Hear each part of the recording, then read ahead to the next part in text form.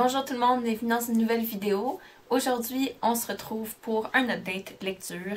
J'ai plusieurs livres accumulés au fil des mois. Et j'ai aussi mes lectures de radio dont je ne vais pas vous parler en profondeur parce que j'en ai déjà parlé une fois. Fait que si vraiment vous voulez savoir, vous irez voir sur le site, mais je vais vous les passer vite juste pour que vous sachiez c'est quoi. Donc, on va commencer sans plus tarder. C'est en désordre, il y en a que j'ai lu en vacances, d'autres que j'ai lus durant la période scolaire, etc. Le premier, c'est un livre de vacances quand j'étais au Mexique. Je m'apporte toujours une lecture plus spirituelle et tout ça. Donc, c'est Siddhartha de Hermann Hesse.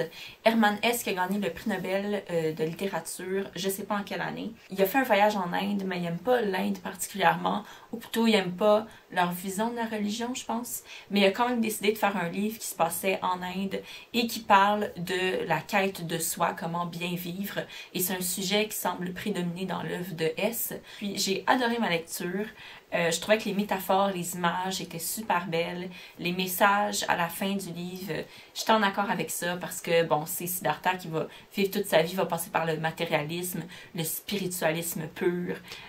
Puis à la fin, ben, il va connecter avec l'eau. Puis moi, c'est un élément que j'aime beaucoup. Puis avec l'eau de la rivière, puis il va comprendre avec la rivière comment la vie, dans le fond, c'est plein d'affaires ensemble, puis que notre tristesse fait pas nous un être malheureux, mais que c'est la tristesse de tout le monde ensemble, toute la souffrance de tout le monde ensemble qui fait la vie, et les joies et les bonheurs, bien évidemment. On va finir avec mes lectures de vacances. Le seul autre livre que j'ai eu le temps de lire, c'est Ce qui restera de Catherine Mavrakakis. C'est publié chez Québec Amérique, collection 3. J'ai jamais lu d'œuvre de Mavrakakis. Je me suis dit que ça serait intéressant que j'aille lire une de ses œuvres. Et celle-là, j'en avais entendu beaucoup de bien. Puis surtout, au moment où je l'ai acheté, c'était son nouveau roman qui venait de sortir. Puis là, c'est un recueil de textes, un recueil de souvenirs de son enfance. Puis les thématiques abordé, en tout cas quand je suis plongée dans ma lecture, j'ai adoré ça parce que ça parle de toute la haine et de la violence qu'on peut avoir en nous, puis qu'on n'ose jamais exprimer avec d'autres parce que c'est toujours vu en société comme si t'es méchant, ben t'as de la violence en toi puis tu deviens un meurtrier, mais sinon tout le monde est bon puis gentil, mais tout le monde a un peu de violence en soi puis ça fait pas de toi comme un criminel, mais elle dit ben justement peut-être qu'on est tous un peu criminels puis c'est pas nécessairement mal puis c'est con de pas en parler. Puis moi, c'est quelque chose avec lequel j'ai connecté, la part violente en soi. En tout cas, fait que j'aimais ça qu'elle traite ça. C'est le premier livre que je lis, je pense, qui traitait de ça aussi spécifiquement. Puis du rapport aussi avec notre mère. Un rapport qui peut être violent, malsain, désolant parce que ça marche pas du tout. Tu veux savoir comment le personnage va évoluer, qui est en fait elle-même, mais c'est comme un personnage qui est comme tellement investi. Puis t'oublies que, tu sais, la personne qui écrit ça a déjà vécu de ça. Ouais, puis qu'elle enseigne, puis qu'elle m'a enseigné moi, puis c'est ça qu'elle a vécu. Fait que c'était vraiment intéressant. Petite exception parce que je me contredis toujours et c'est juste les fous qui changent pas d'idée. Je vous parle de une de mes lectures de radio plus en profondeur. C'est La leçon de Rosalinde de Mustapha Fahmy chez la Peuplade, essai. C'est ma petite feuille de texte, là.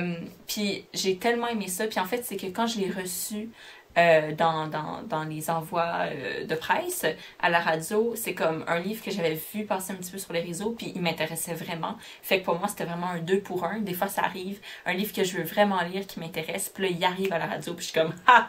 À moi! » Donc, La leçon de Rosalinde, c'est un peu ça. La couverture est magnifique. Et La leçon de Rosalinde, c'est écrit par un monsieur qui est comme un spécialiste de l'œuvre de Shakespeare. Dans le fond, il a pris certains moments de certaines pièces de Shakespeare et nous les résume, fait qu'on est diverti parce qu'on a vraiment un résumé de l'histoire ou de l'événement dans l'histoire qui intéresse l'auteur. À partir de ça, il nous explique son point de vue sur l'amitié, le respect des grandes thématiques, la scolarité, faire mal, la complexité, l'hypocrisie, l'ambition, le pouvoir de blesser. Fait que plein de petites capsules comme ça.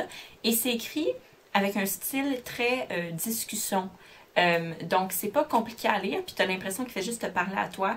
Puis, tu sais, il y a des petites capsules un peu plus longues qui durent peut-être 3-4 pages, mais il y en a qui durent une page puis qui sont petites comme ça. Puis en plus, là, ça parle de dialogue. Il parle d'amour aussi, puis c'est intéressant parce que quand tu vois le point de vue de quelqu'un, mais un point de vue recherché, c'est intéressant parce que ta pensée à toi peut changer, ou tu peux être full d'accord avec ce qu'il pense, mais ça fait juste bien le dire, bien mettre en mots ce que tu penses déjà. Fait que dans les deux cas, que tu sois d'accord ou pas avec ce que lui pense sur la vie, c'est intéressant. Puis j'ai vraiment adoré qu'il y ait des exemples avec les pièces de Shakespeare parce que ça montrait en plus de tout ça comment Shakespeare est merveilleux puis comment Shakespeare a compris assez bien l'humain. C'est sûr qu'on peut pas tout savoir sur tout, genre c'est tellement vaste l'humanité puis plutôt la vie en général que on peut pas tout savoir, mais Shakespeare en a compris un bon bout puis ça m'a vraiment donné la piqûre. J'ai vraiment envie de lire des œuvres de Shakespeare. Puis d'ailleurs j'en ai acheté comme quelques volumes là, comme ça. Puis, tu sais, à l'intérieur, c'est tout fancy de même. Fait que c'est un essai, mais c'est super accessible. C'est un peu comme Nancy Houston. Ça se lit comme un bonbon. Ensuite de ça, j'ai commandé et reçu par la poste le nouveau zine de Ariel Bissette. Ça s'appelle Two Short Stories et c'est comme le titre le dit, deux nouvelles qu'elle a écrites. Il y en avait une qui était sur son blog depuis vraiment longtemps, puis j'avais déjà lu à ce moment-là. Puis elle se retrouve ici, fait que je l'ai juste relue, puis je me suis souvenue comment j'ai aimé ça, puis que c'était bon. Puis ça a rapport avec les études, puis comme l'impression quand t'es dans tes études, dans ton bac par exemple, que tu vas pas à la fin puis que ça a l'air d'un tellement gros pas à faire pour arriver à la fin. Puis l'autre nouvelle aussi, le twist à la fin est vraiment hot parce que tout le long, c'est à cause d'une question de perspective, là. La narration, tu penses que tu te trouves dans telle position puis à la fin, tu te rends compte que la perspective est complètement différente puis que tu te retrouves là, devant le tableau et pas genre là. Fait que c'était vraiment bien fait ça, puis j'ai apprécié, hein, comme d'habitude, je trouve que c'est une écrivaine bien talentueuse. Le festival de BD, c'était en mai dernier et un peu avant, j'ai rencontré celle qui organise le festival. Puis on s'est rencontrés pour savoir qu'est-ce que moi je pourrais faire pour les aider, qu'est-ce que Mel pourrait faire pour les aider. Et puis ils m'ont donné Longs cheveux roux de Megs Fitzgerald aux éditions Pow Pow parce que Megs a été disons la représentante, celle qui a fait les maquettes, les affiches, les dessins de publicité du festival, c'est elle qui était à l'honneur. Donc, ben, il fallait que je lise au moins une de ses œuvres. J'ai bien aimé parce que les parents sont présents dans l'histoire, la culture geek aussi. Puis je lis jamais de trucs où on parle de la culture geek, mais quand je dis geek, je sais même pas, c'est tellement que je suis noobie, je sais pas si je le dis dans un bon contexte, mais tu sais, les gens qui aiment beaucoup jouer aux jeux de rôle, là, tu sais, jeux de société, jeux de rôle, en tout cas. Puis, ben, les parents, c'est pas quelque chose, c'est pas quelque chose. C'est pas des personnages que je retrouve souvent dans mes lectures, parce que c'est tout le temps comme il faut que les parents soient morts pour que le héros fasse sa quête ou quelque chose. Là, on dirait que je parle juste de fantastique, mais même dans d'autres romans, il n'y a pas beaucoup de parents. Fait que ça, j'ai vraiment apprécié ça. Puis, on a aussi le parcours de Megs qui s'interroge sur sa sexualité, sur comment elle veut s'exprimer. Ça parle pas d'intimidation, mais tu sais, comment des fois, c'est difficile d'avoir des amitiés quand tu te questionnes sur toi-même, puis sur son évolution, quoi. Ouais, c'était bien. Ah, puis je vais vous montrer les dessins parce que ça serait cave. Tu sais, c'est une BD, là. Fait que c'est comme en teinte de rouge et de gris et de blanc. Ça, c'est une lecture... quand je vais dire lecture d'école, c'est comme moi qui me les impose pour mon mémoire. Fait que c'est Oh My Sweet Home de Patrick Lafontaine aux éditions du Norrois. Puis c'est un recueil de poèmes avec images, avec photographie d'objets dans la ville, de lieux de la ville de Montréal. À Hochelaga. Il y a plein de poésie qui se fait sur des gens qui déambulent, notamment aussi avec Délier les lieux, c'est de la poésie, mais j'ai besoin de romans maintenant, parce que moi, je veux pas écrire de la poésie. Fait que ça a rapport, mais en même temps, ça me donne pas le modèle que je veux d'écriture, parce que, bon, je veux garder la fragmentarité dans la prose, mais je veux que ça soit de la prose. Mais c'était sympathique, c'est pas mon genre, c'est pas un coup de cœur pour moi, parce que c'est pas mon genre de poésie, mais c'était fort intéressant, quoi. Ensuite, un autre zine que je me suis procuré ici à l'échange, voir que j'ai oublié le nom. Puis ils ont un stand avec plein de zines maintenant. Donc j'ai pris celui-ci parce qu'il était jaune, tu sais, raison superficielle. Et ça s'est avéré une superbe lecture, puis en lien avec mon sujet de maîtrise parce que ça parle d'une fille qu'on met dans divers lieux de la ville, puis comment elle se sent, puis c'est quoi les souvenirs qu'elle a avec la rue Rivard, ou la Côte-Nord, ou le métro Joliette, et plein d'autres choses, la chambre, fait que Cape Cod. Fait que c'était super en lien. Et c'est de la prose.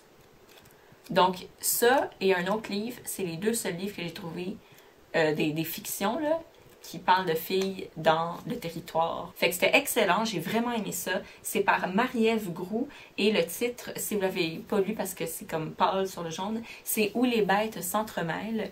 Et puis, ça m'a coûté 13$. Puis le résumé, je vais vous le lire, là. C'est « Je vais dans le monde avec ma solitude et mes envies, seule par habitude, comme on met un soutien-gorge le matin ou du lait dans son café, comme un taxi pendant la tempête. » Pardon, j'ai bégayé tout ça. Je vous dirais bien aller l'acheter, mais je sais pas si en reste à la librairie l'Échange. Si jamais, Marie-Ève Groux. Bon, ma caméra est morte, donc là on est le lendemain, mais j'ai mis le même chandail pour que la vignette soit avec le bon chandail. Donc ça termine ma vidéo d'avis lecture. J'espère que vous avez apprécié comme d'habitude, que vous avez découvert des lectures qui vous intéressent maintenant. Mon but, c'est de partager l'envie de lire, comme toujours. Et puis, la fête de mes 4 ans de chaîne s'en vient bientôt, donc j'espère pouvoir vous livrer un zine que je suis en train d'écrire en ce moment, le 1er juillet, qui est la date de ma 4e année de vie sur la chaîne. Et puis, il va y avoir un autre changement assez substantiel, mais qui influencera pas le contenu, mais c'est quand même un changement important bientôt. Bref, je vous laisse là-dessus. Passez une très belle journée, des très belles lectures, puis on se voit dans une prochaine vidéo, éventuellement. Probablement un autre update lecture, parce que je suis en train de lire quand même assez ces temps-ci. Donc, bye bye!